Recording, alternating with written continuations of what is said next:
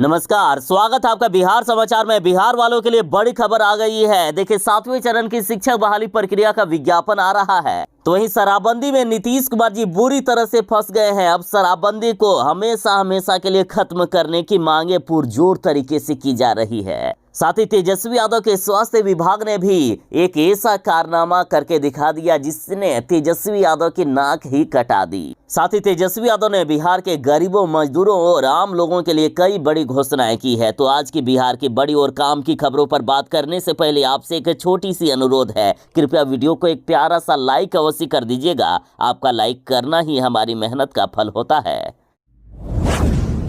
बिहार में शराबबंदी को मजाक बनाकर रख दिया गया है। बिहार के हर गली, हर मोहल्ले में आज शराब मिल रही है और बीजेपी लगातार अब ये बयान देने लगी है कि नीतीश कुमार के पार्टी के नेता लोग ही शराब बेचने का काम करते हैं। बीजेपी ने नीतीश कुमार जी के कई नेताओं पर आरोप लगाए। साथ ही बीजेपी ने कहा कि नीतीश कुमार के इर्द गिर्द शराब माफिया घूमते रहते हैं। भले ही मुख्यमंत्री नीतीश कुमार जी ने शराबबंदी कानून में बदलाव कर दिए हैं और अब तक जितने भी लोगों की जहरीली शराब से मौत हुई है उन सभी परिजनों को 4-4 लाख रुपए का मुआवजा मिलेगा।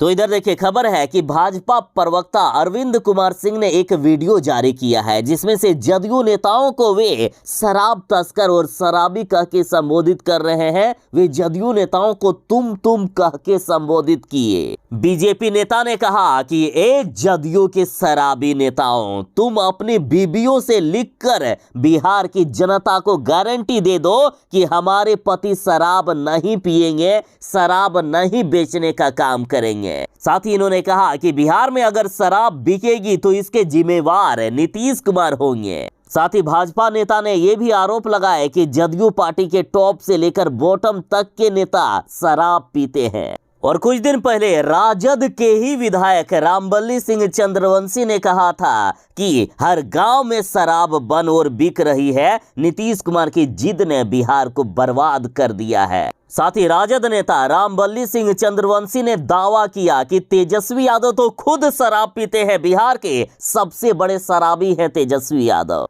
इन्होंने यहां तक कहा कि नीतीश कुमार के ही पार्टी में नीतीश कुमार को छोड़कर बाकी सभी लोग शराबबंदी को खत्म करना चाहते हैं। बिहार में शराब बिके यही चाहते हैं। साथ ही इन्होंने कहा कि आज यदि तेजस्वी यादव सरकार में आएंगे तो कल से शराबबंदी बिहार में खत्म हो जाएगी। 7वें चरण की शिक्षक बहाली प्रक्रिया को लेकर बड़ी खबर है। नए नियमावली के तहत 7वें चरण की शिक्षक बहाली होगी और अब बड़ी खबर आ रही है कि इसी महीने बीपीएससी जारी कर देगा फॉर्म भरने का डेट। और साथ ही बीपीएससी ने ऐलान कर दिया है कि जून में टीचरों की बम्पर बहाली होगी। जून से शिक्षक अभ्यर्थी आवेदन कर सकेंगे। और आखिर कितने जून से आवेदन लिया जाएगा और कब तक आवेदन प्रक्रिया चलेगी, इसको लेकर बीपीएससी इसी महीने जारी कर देगा फॉर्म भरने का डेट। शिक्षक अभ्यर्थी चाहे लाख विरोध कर रहे हो, लेकिन सरकार अब मानने वाली नहीं है। नए नियमावली के तहत ही शिक्षकों की बहाली की जाएगी और इस नियुक्ति में 80,000 प्रारंभिक शिक्षक और 1,20,000 माध्यमिक और उच्च माध्यमिक शिक्षकों की बहाली की जा रही है। और साथ ही कंप्यूटर शिक्षक, शारीरिक शिक्षक व गैर शैक्षिकेतर कर्मियों के 1 लाख पदों पर भी नियुक्ति की जानी है। और शिक्षकों के पदों में भी 10,000 तक की वृद्धि की संभावना है। बिहार में लगभग शिक्षा विभाग 3 लाख से भी ज्यादा पदों पर बहाली करेगा। देख लीजिए तेजस्वी यादव जी, आपके बड़े बड़े दावों की पोल खुल गई है। आप पीएमसीएच को लेकर बड़े बड़े ऐलान करते हो, लेकिन यहाँ देखिए, रेफर के बाद पीएमसीएच में मरीज को भर्ती नहीं लिया गया और इलाज के अभाव में रात भर तड़पता रहा मरीज और फिर हो गई मौत। सोचिए ना तेजस्वी यादव जी, आप जिस पीएमसीएच को वर्ल्ड क्लास हॉस्पिटल बनाने वाले हो, वहां इस तरह की धांधली हो रही है। और ऐसे डॉक्टरों पर, ऐसे कर्मियों पर यदि कार्रवाई नहीं होगी तो आपके सारे जो तैयारियां हैं स्वास्थ्य विभाग को लेकर सभी बेकार मानो। देखिए, सड़क हादसे में घायल युवक को हाजीपुर सदर अस्पताल से रेफर किया गया था। परिजन उसे लेकर पीएमसीएच पहुंचे, लेकिन पीएमसीएच में भर्ती ही नहीं लिया गया। इसके बाद परिजन रात भर अस्पताल परिसर में भटकते रहे। अंत में निजी अस्पताल में भर्ती कराया गया, जहां उसकी मौत हो गई। मृतक रंजीत शाह के बड़े भाई जयमंगल साहब बताते हैं कि अगर रात में भाई को भर्ती कर लिया जाता तो उनकी जान बच सकती थी, लेकिन उसके पास कोई भी पैरवी पहुंच नहीं थी, किसी भी नेताओं से संपर्क नहीं था, इसलिए पीएमसीएच में उसके भाई को इलाज नहीं मिला। तेजस्वी यादव और मुख्यमंत्री नीतीश कुमार जी ने ऐलान तो कर ही दिए हैं कि हम बिहार में 20 लाख सरकारी नौकरी और रोजगार देंगे, तो आखिर कब तक ये मिलेगा? आज तेजस्वी यादव ने इसकी भी घोषणा कर दी। तेजस्वी यादव ने कहा है कि 20 लाख लोगों को 2025 तक नौकरी और रोजगार मिल जाएगा।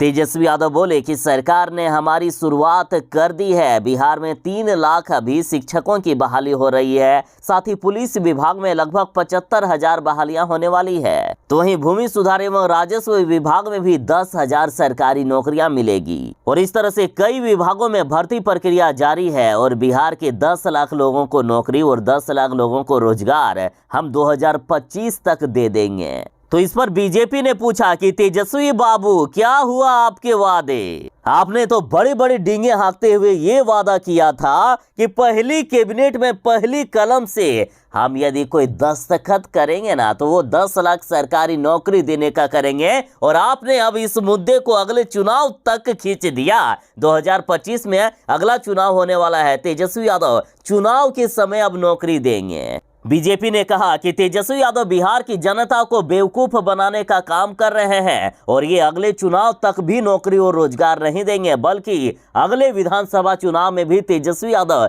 इन्हीं झूठे वादों से जनता से वोट ठगने की कोशिश करेंगे।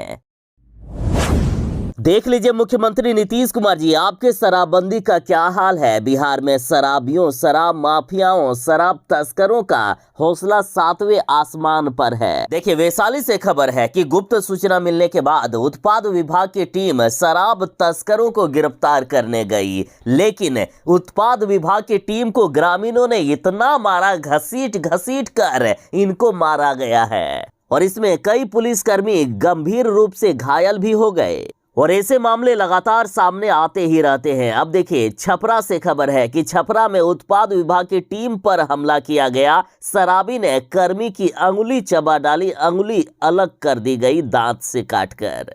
दरअसल एक कार में 6 से 7 शराबी जा रहे थे, तो चेकिंग के दौरान उन्हें रोका गया और पुलिस पूछताछ कर रही थी। इसी दौरान शराबी उत्पाद पुलिस से मारपीट करने लगा, पुलिस वालों को ही मार दिया और बचाने गए एक कर्मी की अंगुली दांत से काटकर अलग कर दिया। बिहार में शराबी कभी नीतीश कुमार को बम से उड़ाने की धमकी दे देते हैं तो कभी नेताओं को ही पीट देते हैं और अब तो पुलिस वाले भी सुरक्षित नहीं है। आए दिन पुलिस वालों को ही मारा जा रहा है शराब तस्करों के द्वारा।